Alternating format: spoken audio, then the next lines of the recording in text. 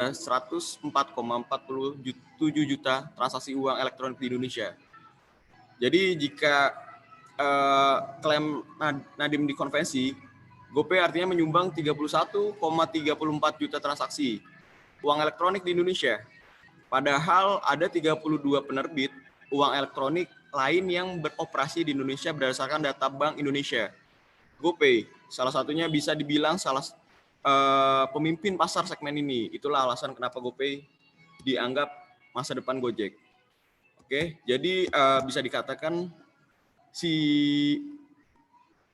dari si Gojek pun ini merupakan salah satu perusahaan startup yang menghasilkan banyak produk.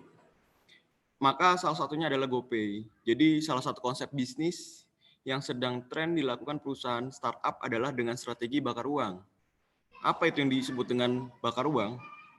Jadi istilah ini secara sederhana bisa didefinisikan sebagai sebuah kegiatan untuk menghabiskan uang sebanyak-banyaknya untuk proses bisnis tertentu. Seperti contohnya akuisisi pasar dan marketing. Dan biasanya juga istilah ini juga lebih dikenal sebagai cara investor untuk memberikan dana untuk kebutuhan suatu marketing perusahaan kepada konsumennya nantinya gitu. Nah, lalu kemudian itu juga dalam rangka memperluas pasar juga, selain itu dapat meningkatkan jumlah pengguna terhadap layanan terhadap GoPay tersebut.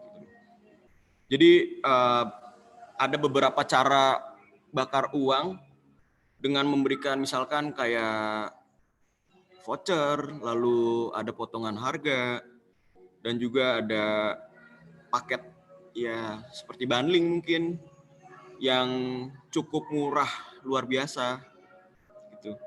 Dan untuk tujuan strategi bakar uang ini sebenarnya ada dua. Yang pertama itu untuk memberikan awareness.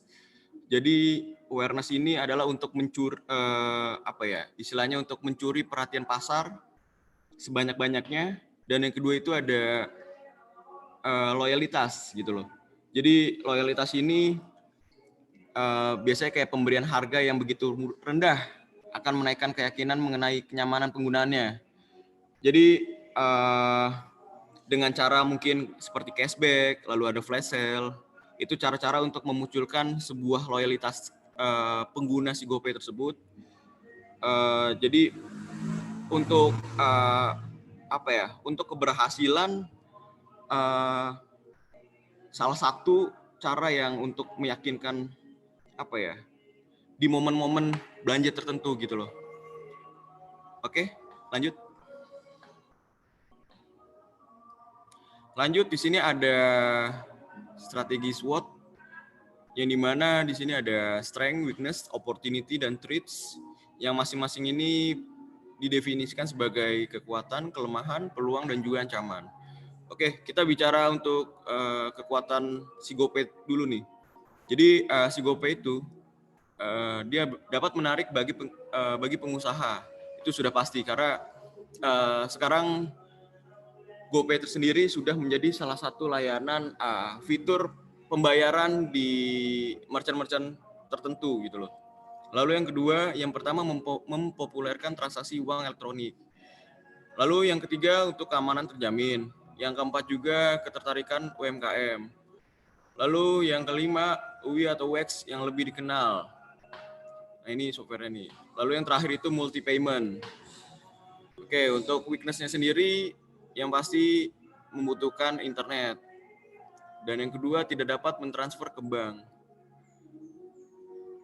Untuk opportunity-nya sendiri peluangnya itu cukup bagus, bisa meluaskan jaringan lagi ke merchant-merchant tertentu. Lalu yang kedua, peminat e-wallet yang sekarang sudah diminati sangat tinggi.